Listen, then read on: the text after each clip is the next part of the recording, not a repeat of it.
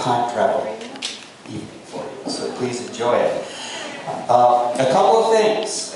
One of the things, my name is Ron Young, by the way, and I'm your caller for tonight.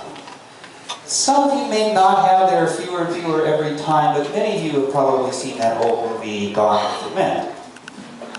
And there's that scene at the ball in Atlanta, where the guy gets up and says, "Ladies and gentlemen, choose your partners for the Virginia Reel." And they all get up and start dancing, no collar or anything. Well, Hollywood gets a lot of stuff wrong, but they got that right, as a matter of fact. There wasn't a collar.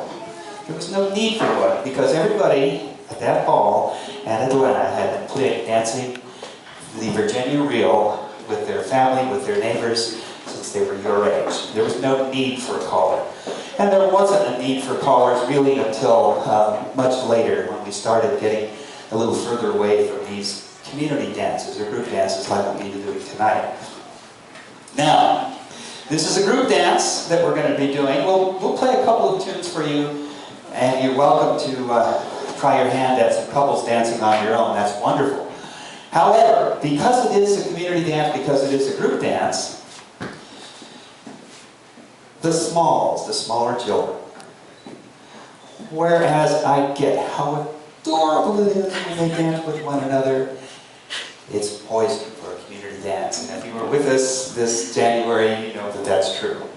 So here's what happens. Smalls may not dance with smalls.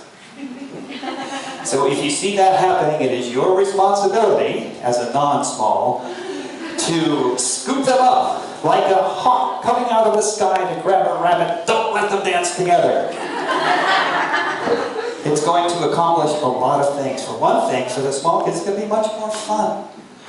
They won't come to a spot and get all frustrated. So it reduces the frustration and it increases the fun for everybody. All right. That said, we're going to start off. I need a couple that's going to dance with one another right now, here, now, quick, you two. All right. All right. Stand right where you were. Okay. Place her, your partner, on your right, and face me. Now face me. Right now you're facing up. You're facing the music. You're facing up the hall. As the evening goes on, if I ask you to face up or to face down, that's your reference point for music. And of course, where that term came from, face the music. If you dance, in fact, maybe I see the hands of those of you who have danced with us before at one venue or another. Okay, then you've done the Grand March before. Enough of you have. And this is a traditional way to start a military ball in the 1800s. And that's what we're going to do. So form a column of couples behind this couple. And run the column back that way. Curl it around the corner and then back down this side of those pillars there. And we'll show you how the Grand March works, and we'll get to dancing. Column of couples. Gents, of those dancing the gents roll, place your lady on your right.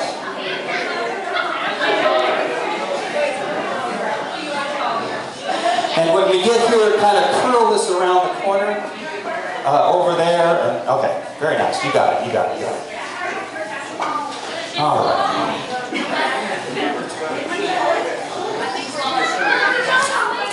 Eight from here. So, we're going to demonstrate this, and you don't move. Just these first 8 couples. Everybody else, watch and learn. Okay. And this is how the Grand March starts. Gentlemen, offer your partner your elbow. Keep in mind, it's a Grand March, not a grand skip, not a grand run, or anything. So march in a very short step, stately fashion. And just these first 8 couples walk toward the music, march toward the music. And when you get way up here, we won't go that far right now, the first couple will turn to the right. Go ahead. And go to, like, where those pillars are. Second couple that side. And go ahead and start marching back. Now, what you're going to do when you get to here is wait till everybody else has passed. And when the last couple has passed, then you fold in and form a column of 4. So you two join up in the middle there. There you go.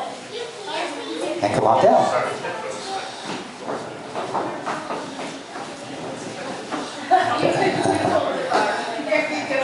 There you go. Now, when we get to this point, with the column of 4s, we're going to do the same thing. First couple is going to go to the right, second to the left, or first group. Now, here's the only challenge of the whole dance, really, is that if you happen to be the hinge of the gate, you just march in place until the gate has swung all the way around.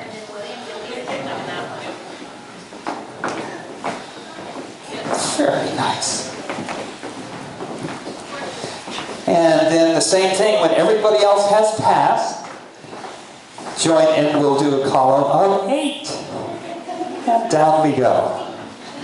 And 8 will be enough. And at the end of the dance, we'll just come up here and march in place until everybody has formed their column of 8.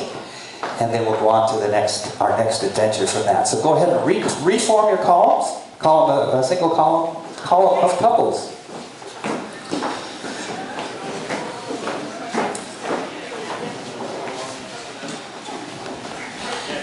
Don't forget, slowly. Take your time. See who else is here.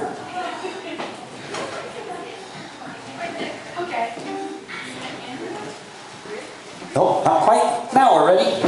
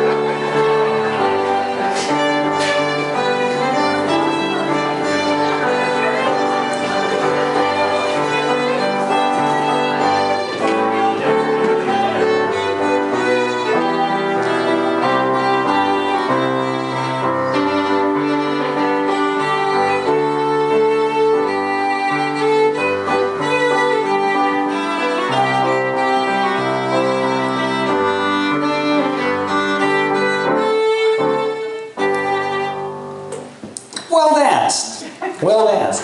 And that was dancing. It probably felt like just a march cue, but no, you were moving to the music and moving beautifully to the music. So well done. Good start. Norm Ashley, by the way, is our fiddler this evening. And hiding behind me is Connie Smith, our keyboard player.